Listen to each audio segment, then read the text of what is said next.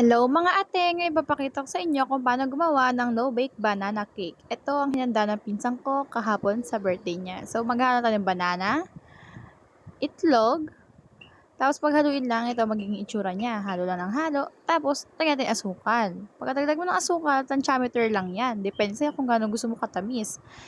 Hindi yan. Gusto namin matamis, dagdag lang dagdag. Tapos ang pangit ang taghalo ko kasi anak ko taghalo ko. Char! Tapos diretso lang. Lagyan natin 1 tablespoon ng olive oil.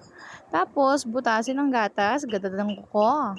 Tapos isang cup idagdag. Halo-haluin lang ulit, halo ng halo. Tapos lagyan ng harina, isift ito ng maigi. Sip, sip, sip. Tapos lagyan din natin ito ng baking powder. Para umalsa.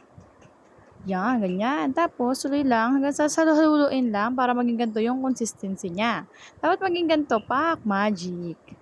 Ganun, halo lang ng halo. Tapos, pag tingin nyo malapot pa, dagdagan nyo ulit ng isang tasang gatas. Halo ng halo, halo ng halo. Tapos, sa isang pan, magigrease tayo ng mantika. Yan. Tapos, haluin. Lagyan ng papel, mantika ulit. Ikalat ng maigi para hindi kumapit. Tapos, ibuhos na ang ating mixture. Ganyan. Sa isang kawali, ilagay, takpan, buksan ng kalan. Pak, ganun.